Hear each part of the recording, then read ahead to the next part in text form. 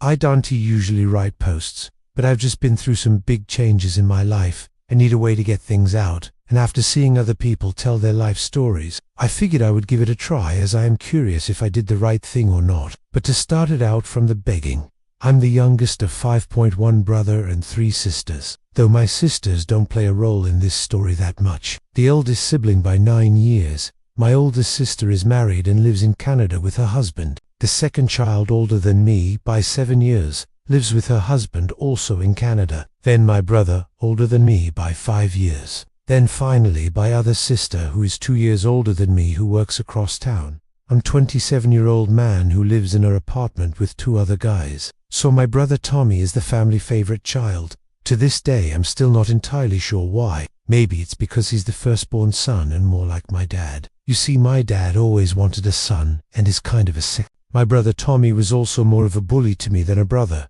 He would constantly undermine me every time he saw an opportunity, prank me, or just straight up abuse me. When I saw 15, he threw a bucket of water on my bed, took a picture, and sent it out on Facebook to all my friends and classmates saying, "I'll wet the bed." He pushed me down the stairs, once told me I can't go to his wedding unless I take the role as flower girl. And this wasn't a joke. He legit kept this up for months, even sending out wedding invites to everyone but me until his at the time found out, got mad, and made him invite me. I will circle back to her. But the thing he did most was steal everything I had. Well, the thing he did the most was steal from me. Everything I had he would try to take from me, either for himself or just so I would not have it. He convinced my first girlfriend I was cheating on her by showing her a picture of me hugging another woman my age, who was actually my cousin. He stole my PlayStation and my games, my bike, and so on. He's like this because everyone just enables him except my sisters. My father is always saying how proud he is of him, about how athletic he was,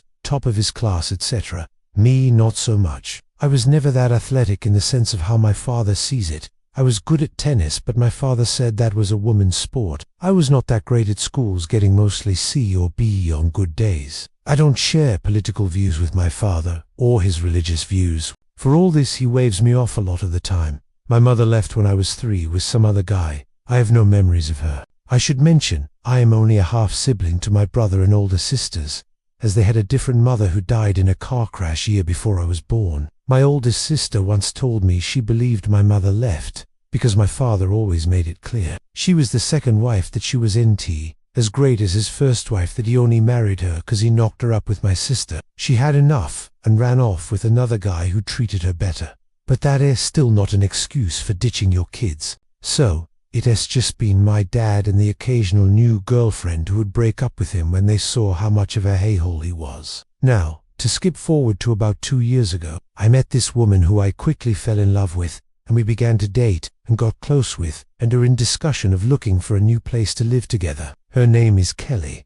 Now, about 5 months ago, Kelly texted me saying we needed to talk. This is shortly after she met my family when my 2 older sisters came to visit, and we had a family beep. When she met up with me, she told me this wouldn't be easy to hear, but it is the truth. But my brother tried to hook up with her. She has been talking with him for a few weeks after they connected at the family get-together. Though she saw this as just being friendly, as she also has been talking to my sister who lives across town. They've been talking here and then, and he began to flirt, which Kelly didn't really notice at first. Then thought he was just being playful, then kind of began to felt awkward. He eventually told her that he was a better fit for her than me, that he believes I am a closeted gay. She was stunned and kind of made an excuse to leave. She told me everything. I was upset, of course, but she was also shocked at me at how little surprised I was, and how I, in her words, underreacted. She is a therapist, you see, though she is more of a beginner and doesn't have much clients, as she only just a year ago got her degree or whatever, so she has a better understanding of mental health.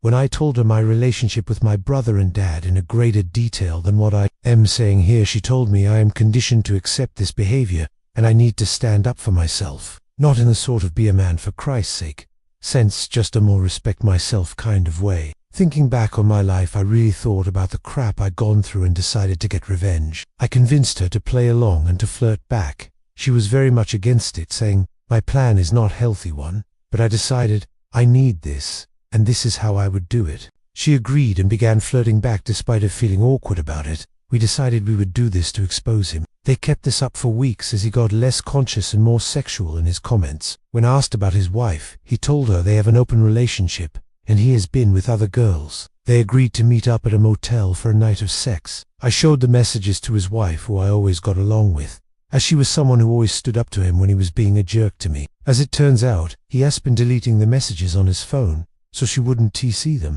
But deleting them doesn't mean they see deleted on Kelly's device. She told me he was leaving on a 3-day work trip, which was kind of true, except it was a 2-day trip. This is the juicy part I will circle back to. So after she got over the shock of the revelation, crying, breathing heavily to calm herself down, etc., we agreed to catch him in the act. Kelly met with him for drinks and dinner before going back to the motel, where we set up 3 secret recording devices. They came back to the room and he began to touch her too, which he asked if she is sure his wife is okay with this, and he said yes, they have an open relationship. She has another boyfriend and all. They began to talk dirty with him taking the lead. Kelly went to the bathroom to freshen up and he began to strip and got into bed. She came out and went to the front door where me and his wife were standing and walked in. He immediately jumped out of bed in a panic, asking why she was there and being lost for words, something I never thought I would see in my life. We got into a huge argument with him accusing me of setting him up, which I did, to be fair. He and my sister-in-law got into a huge screaming match with him, trying to deflect and play this off,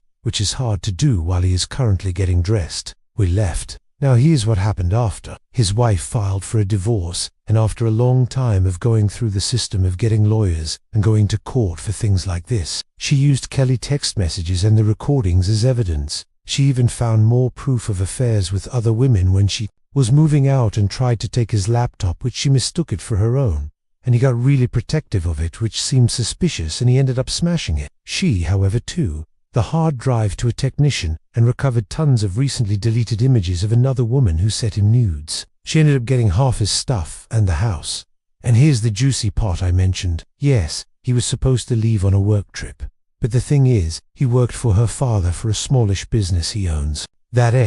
Now they met as she would work there part-time while in college when he first joined. Well, after what was revealed, he was of course fired. He, with no home, little money, and no job, he ended up moving back into my father's home. He would confront me at my door one day, and I just reminded him of all the crap he did to me all my life. How he's the cheater, not me, and he did this to himself. That was about 6 months ago, and I haven't spoken to him since. Apparently he gained some weight, and occasionally still bad-mouths me and his now ex-wife. But that's about it. Thank you. Please like and subscribe if you like content like this.